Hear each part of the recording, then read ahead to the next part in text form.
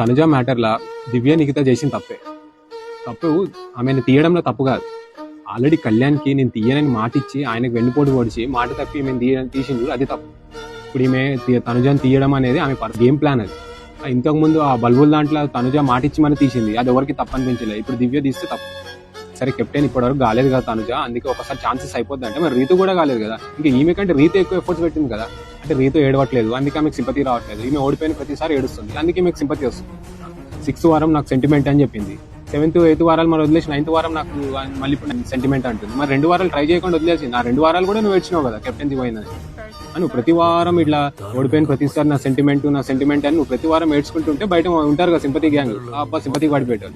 అంటే ఈమె మాత్రమే గేమ్, ఆ రీతుది గేమ్ కాదు, అసలు భరణిది గేమే కాదు. ఆ భరణి ఏమో ఇంతమంది నాకు హెల్ప్ చేయని చెప్పి భరణిని అడుగుతారు. నిన్న ఫస్ట్ క్యాండిడేట్ భరణి లేవాటేసి, మరి వీళ్ళందరూ ఎందుకు హెల్ప్ చేయలేరు? మరి భరణి ఎంత ఫీల్ అవ్వాలి అంటే భరణి ఏడవట్లేడు, సింపతి రావట్లేదు. ఏడిస్తే సింపతి వస్తే ఓట్లు వస్తాయి. అదే కాన్సెప్ట్. ఇప్పుడు అంతా అలా ఓట్లేయండి, లాస్ట్కి వచ్చినాక అరే సింపతికి పడిపోయి ఓట్లు వేసినాం అని చెప్పి ఫీల్ అవ్వండి. గేమ్లా చూడండి. ఏడిసిరని చెప్పి కొంతమంది ఏడవలేకపోతే గేమ్ కరెక్ట్ కాదు, ఏడిసిరని చెప్పి గేమ్ కరెక్ట్ అయిపోతుంది. దీనిపైన మీ ఒపీనియన్ అంటే కామెంట్ చేయండి. Thank you.